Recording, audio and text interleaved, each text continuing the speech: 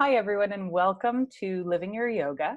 Today, we are so blessed to have Erin Byron joining us to chat with us about Tantra. And when I was telling my husband, Glenn, that we were going to be chatting today and talking about Tantra, he goes, "That's sting and sex, right?" I was like, yes, and there's more, which is why I wanted to have this chat with Erin. In order to help people understand, again, the bigger, broader picture of yoga practice.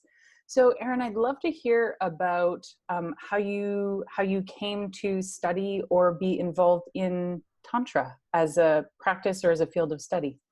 Right. It's funny because it's a chicken and egg thing. I think we're born with our gifts and interests. And when we're exploring the five paths, it's useful to think, okay, I'm probably going to be dominant in one or two of these, but I'm going to have to work across the paths. And for me, Tantra was just life, right? As a kid, I would gaze at the lake and watch the way the sun played with it, or we would teach each other guided relaxations and breathing practices around the campfire under the age of 10. And so that harmony with the essence of body, mind, and the vibrancy of life all around us was something that I just grew up with and noticed innately.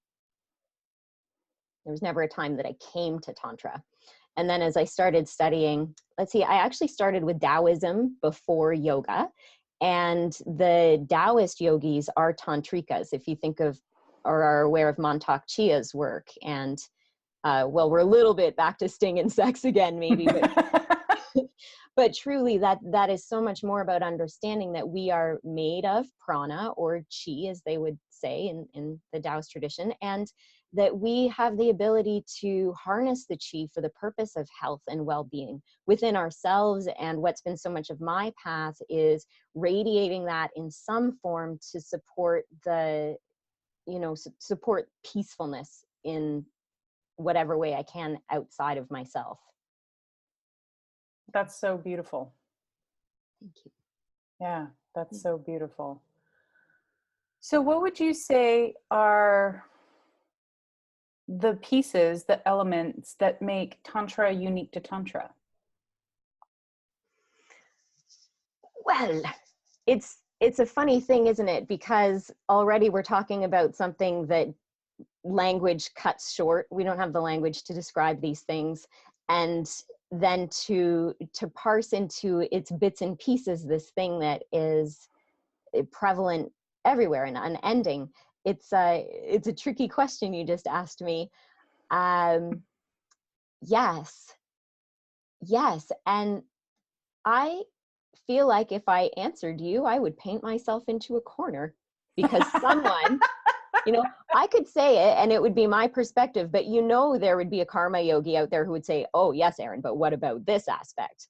Right? Or some bhakti who would say, "I don't know how you're distinguishing those things because so the uniqueness, and it is funny, right? Like I'm talking about how it's oneness all over the place, but also every person has his or her own practice. So there's individuality in everything we're doing as well. And maybe in Tantra, celebrating that uniqueness of how each of us takes what life has given us in the material plane and works with it in the material plane, but also transmutes it through the bioenergy, state of mind, wisdom, spirit, is a real gift that Tantra brings us. Mm-hmm.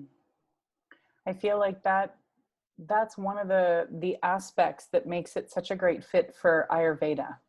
Yes. That idea of celebrating uniqueness, and that idea of everybody coming in with their own gifts, and that is the uniqueness, and then being able to find the different ways of expressing that, or of working with that, of sharing that with the world. Which, when I say it that way, all of a sudden it's like, well, that sounds a lot like what we talked about in karma yoga. Right. Find your gift, share it out with the world. True. Yep. Oh man, see, we're already doing it. Yeah, we're getting entangled. Yes. I think one of the most brilliant descriptions of Tantra I heard or read, can't remember which it was that if we thought of each of so if we think of the 5 yogas, so we have Bhakti Yoga, Jnana Yoga, Karma Yoga, Raja Yoga, we have Tantra yoga. There are other yogas, but we'll sort of use these as our main pillars for the sake of this discussion. I remember reading once that if we thought of like bhakti yoga as a block on a city map, and we thought of Raja Yoga as another block, and we thought of Karma Yoga as a block, and we thought of Hatha Yoga as a block, right? So we think of all the different yogas as a different sort of, as different blocks. They describe Tantra as the road that connects the blocks. Ah, yes.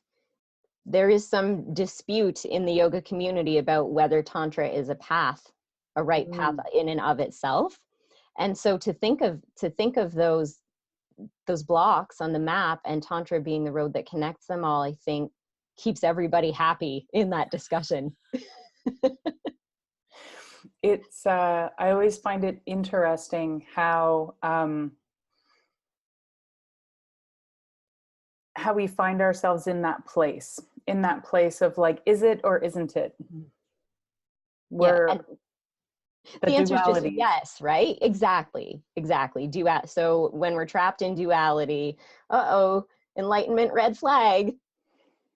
The answer is just yes.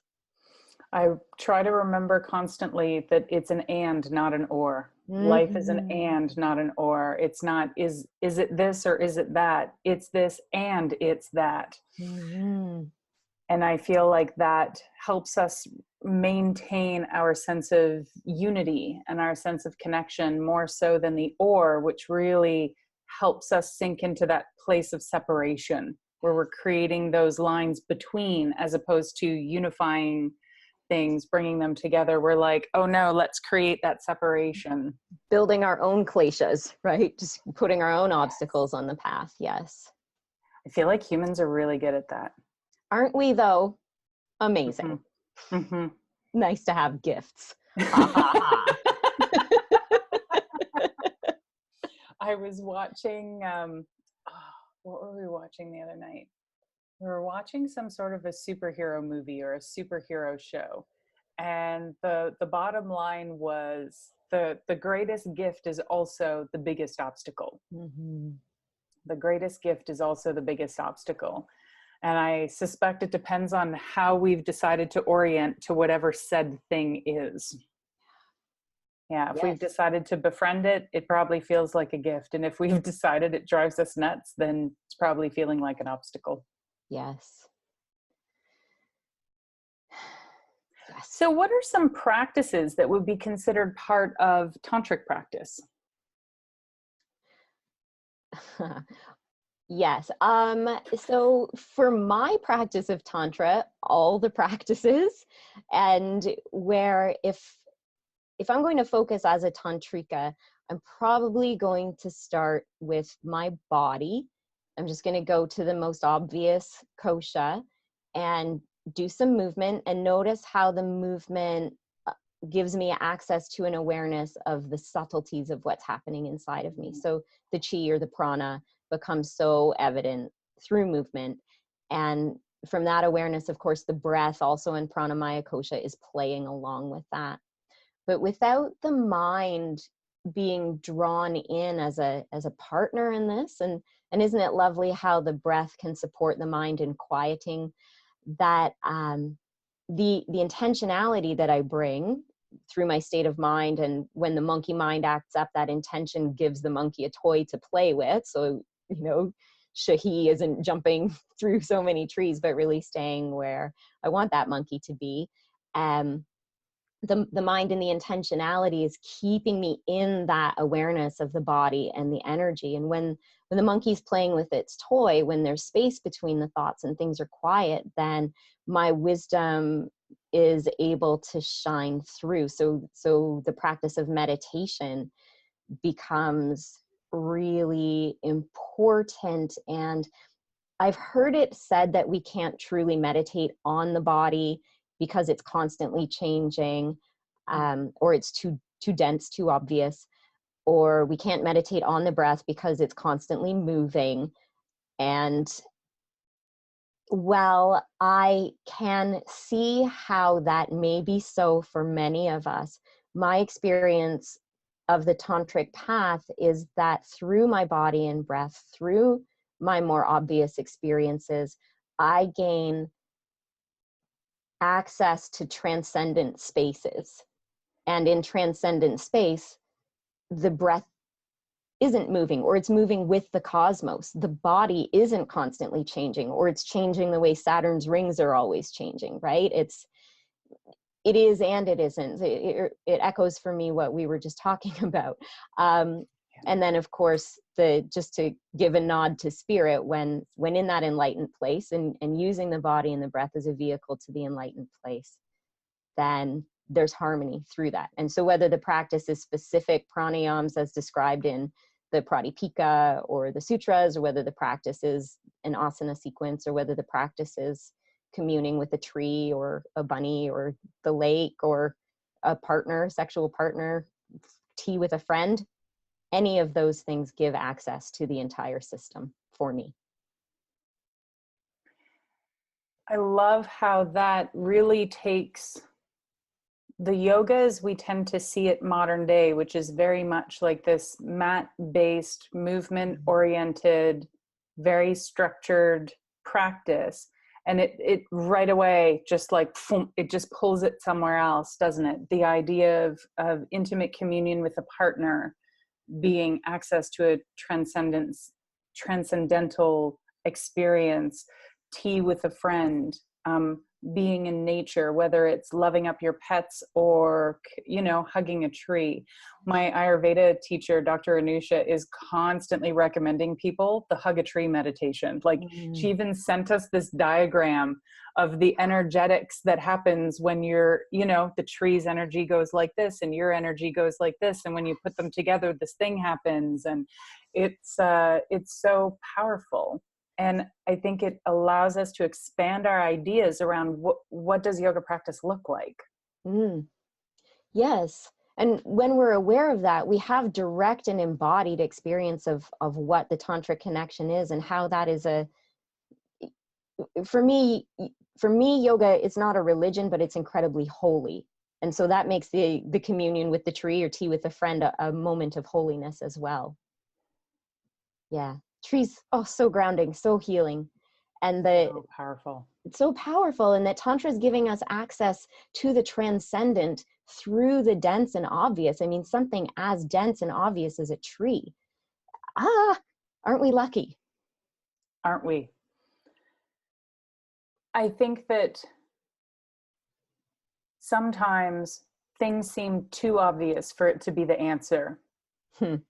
You know what I mean? And we can kind of get trapped in that, I don't know, maybe we could call it a mind game, where we tend to think that things need to be complicated, or we tend to think it needs to be harder than this, or it needs to be more than that for it to be real spirituality. And if indeed the teachings are accurate, where everything is interconnected and everything is of the same stuff, and then it's simply embodied, even in all the same stuff, it's embodied in the same 5 elements, whether you're a rabbit or a tree or a Tonka truck or a human being, you're still the same 5 elements. I think there's real wisdom and real possibility that suddenly gets created to think that every connection we make in this world of form can be that sacred, holy connection to spirit. Yes. And so nothing is too obvious to be the answer. The answer is right there. And perhaps what someone might coin as obvious is simply clarity. Oh, I like that. Yeah. I do believe, and as a tantrika, this is very true for me, but I don't know, maybe the bhaktis and the gyans would say the same thing, that because of the connection to what is obvious in life, what is dense and present, there's an easy pathway.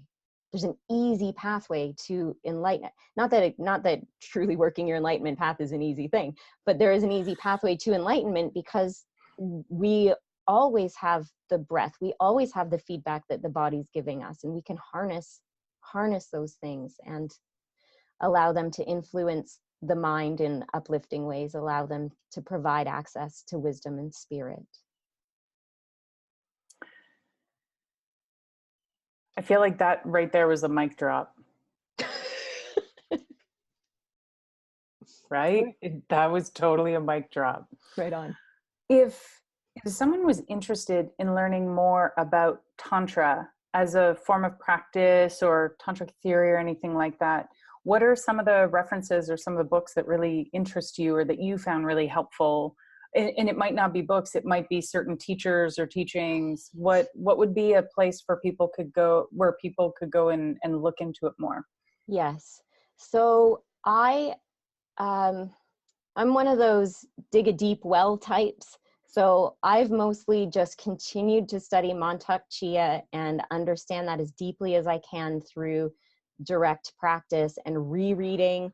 And if he cites something, trying to find those original texts and understand them. And some of them are on the path for me, and some of them I find taint my experience of enlightenment and my ability to remain pure. So always we need to keep our filters up, and I think that's worth mentioning.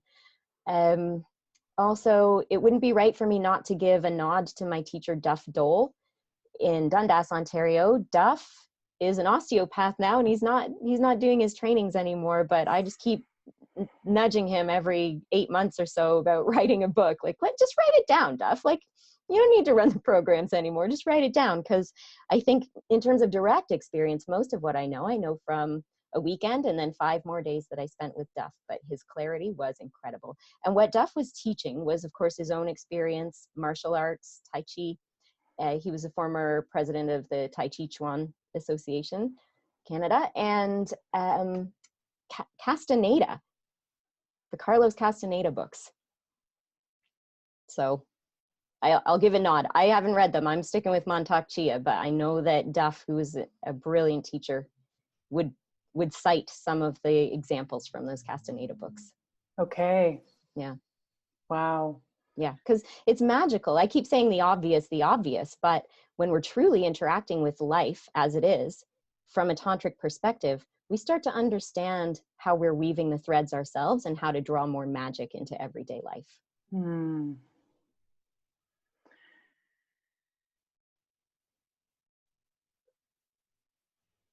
You've mentioned a few times this idea of magic. I would love to hear a little bit more about maybe it's experience, maybe it's thoughts, maybe it's a combination of that, and how that plays into this particular practice, because that's not a word that we hear often when we're talking about yoga, the yogas, right? Magic is not a word we hear often. Indeed. And thank you for asking that, Mona, because now you put a big red question mark in my brain, and I'm going to dive into the Upanishads and the Vedas. Well, the Vedas actually do teach magics. The Vedas actually do. But I'm going to dive it because most of the Vedas are lost, or perhaps in the basement of the Vatican, if I can say that. We don't have access. And so the Upanishads, I want to go looking and see where are their instances mentioned, whether they're using the word magic or not, where are they talking about what I'm talking about? So thank you for asking that question.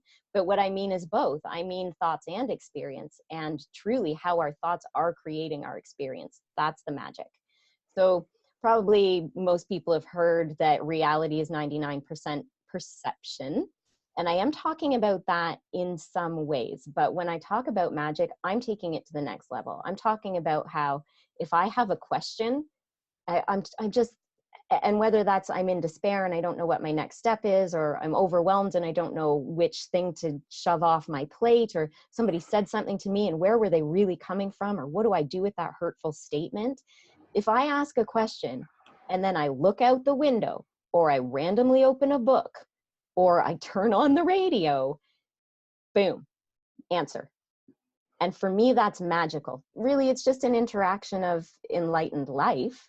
It's just being a soul walking the material plane, which is so much of what the Tantra path is. But come on, like really, I don't know how to handle this situation with my partner. And then a car drives by and it's Guns N' Roses Patience. And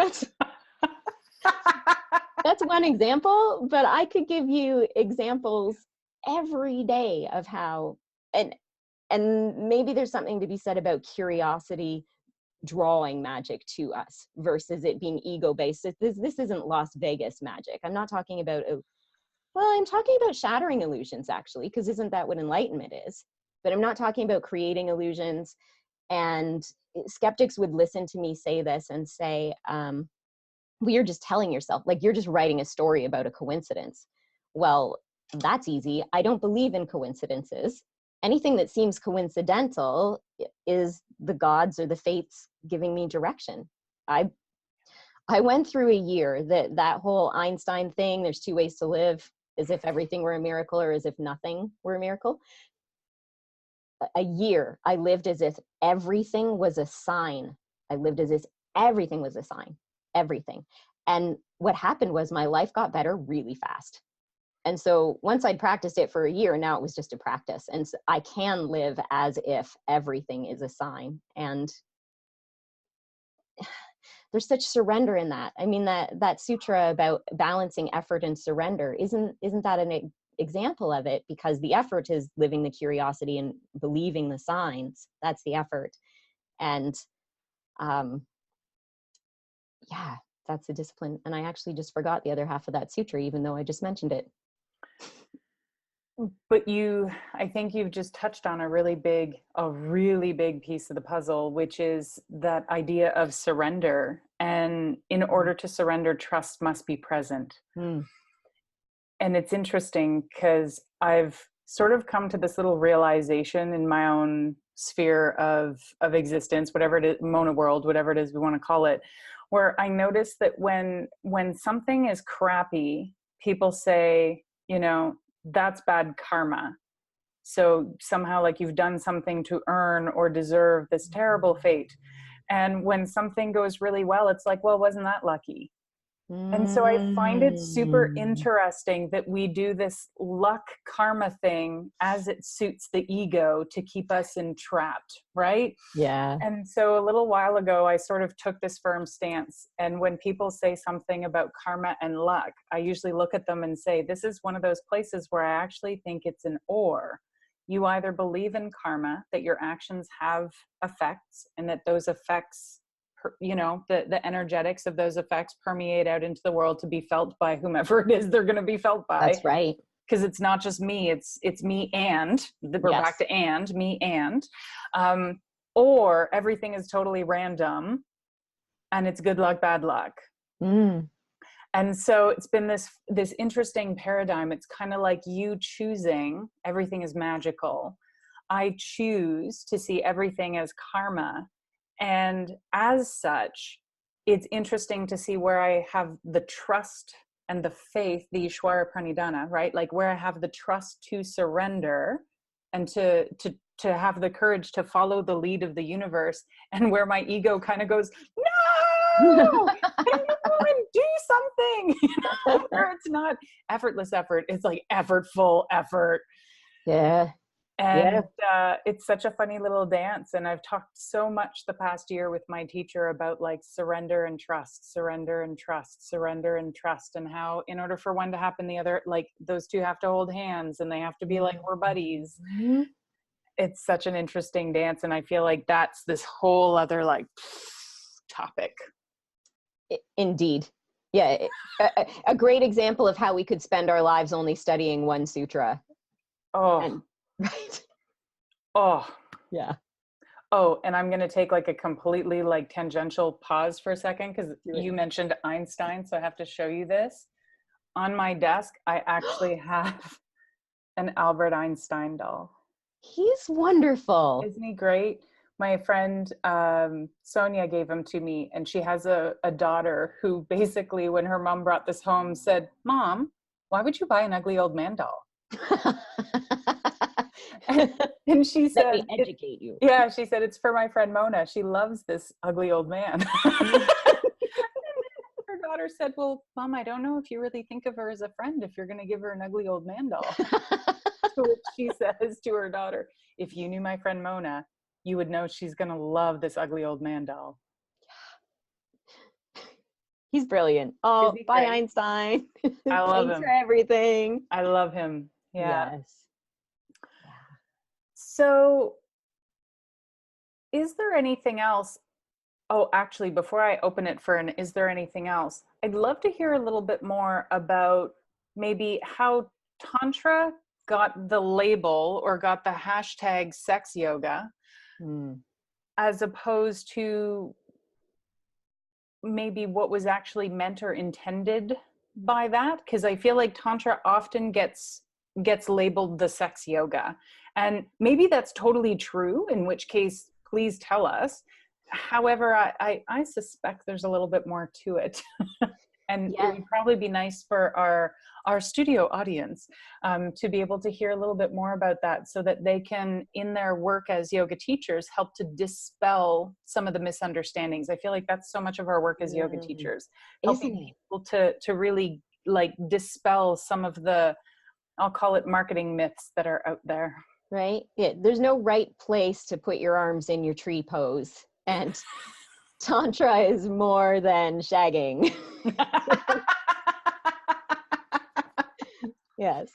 Yeah, if you can harness it in your sex life, have fun with that. But I think the reason that it got stamped the sex yoga is that that's juicy, right? Like we want to know about sex, and we can get really curious about like Sting saying, yeah, Trudy and I have sex for 8 hours. You're like, how, what, when do you eat? Why would you even do that? How do you walk for the next week and a half? Either one of you, like, so true. Even Sting, you get him to break it down. He's like, well, it's an hour of eye gazing. It's an hour of breath work. You know, it's practice. It's practice, but nobody gets as far as to listen to what Sting's doing with his 8 hours. Right. So even Sting is bringing practice, but nobody's listening because we just are so compelled by our animal nature. And if sex sells, then let's talk about 8 hours of explosive multi-orgasmic sex. And right, like everybody's like, what'd she just say? Yes, no, I said it. But even tantric sex isn't about the sex. It's about the transcendental connection to all that is and ever was and ever will be. That's not about orgasm. If there happens to be an orgasm, maybe that's nice, but that's not the point.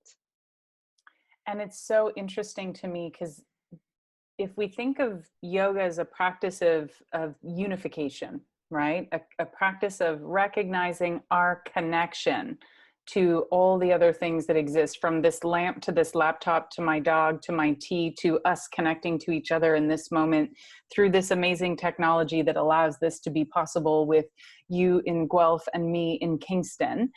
It's not a big reach to think that the physical union of two beings couldn't lead to this sense of connection, this embodiment of real, like we become one being together. Yes. But it's definitely got some sizzle to it, a little bit more than things like sit in meditation. And so I could see how the hashtags got really, really excited over that concept. Yes. And I'm sure we both have mentors that say anything that brings them to practice. Yep. Yep. It's true. I have said that myself. Whatever gets people on the mat, because then the yoga does the yoga. That's it. Yep. I have also said it. You just show up and the magic, oh, there's that word again, happens. Yes. That's awesome. So sex can be part of a tantric practice. However, it's not about the orgasm and it's not about the 8 hours. It's about the practice of connection and recognizing that any action can be a doorway to this transcendental state. Yes. Super cool. Yeah. And I guess so. Thank you for saying that too. Let me just give a shout out to celibacy. What up, celibacy? Brahmacharya. Brahmacharya, which, and doesn't that literally translate as follower of Brahman? It does. So then we can follow Brahman through our sexual activity, but it doesn't need to be so. Celibacy, or moderation, as it's often defined in modern times, is a valid path. But in that practice, we need to know what we're doing with the naturally occurring sexual energy in the body as well. And that brings us back to the Taoist yogis in a Tantra practice. Yep.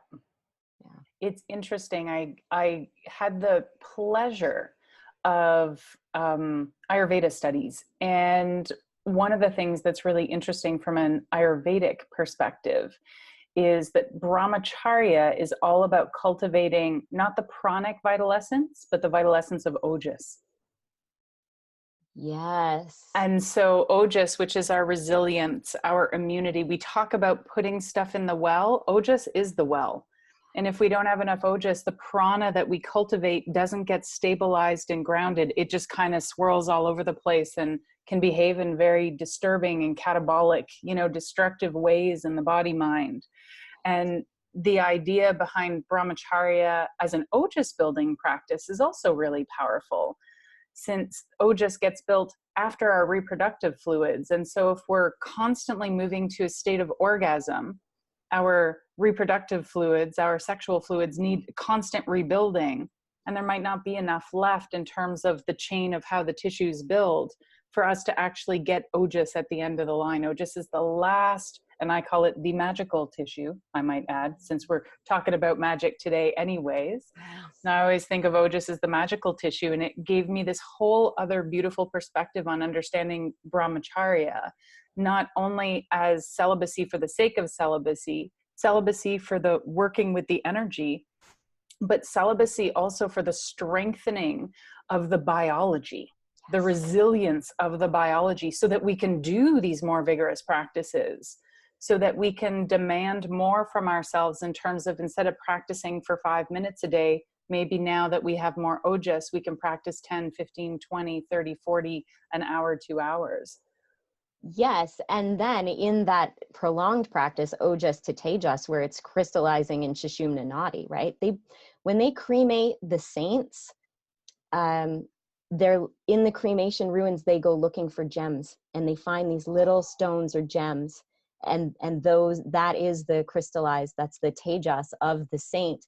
And then there's a healing practice. You put the gems on the crown, and it's in meditation. That's so amazing, because ojas is the fuel for tejas. No ojas, no tejas. Yeah, that's right. Oh, that's so cool. I'm so Googling that. Do it. I want to see what that looks like. Right. Isn't that funny? I had them described to me, but I didn't ever bother looking for an image. For me, I had the concept, but now I'm going to do the same thing. I know. We're both, right after this, we're going to be like, Google. My friend Josh calls it Google Ananda, Swami Google Ananda. That's funny. I thought you'd like that. I do like it. So just in case our lovely listeners also consult Yogi Google Nanda, I am combining the two philosophies. I believe that's Buddhism. I'm almost positive that's of a Buddhist tradition. So as far as I know, they're not talking about ojas and tejas. So you might have to do a little bit of clever search terms, but what we know repeatedly is that the ancient Eastern traditions are mapping over each other again and again. They're just using different language for the same things. That's so cool. Yeah. Those are the virtues. If I didn't say that already, they're the crystallized virtues of the saint, of the Buddhist monk.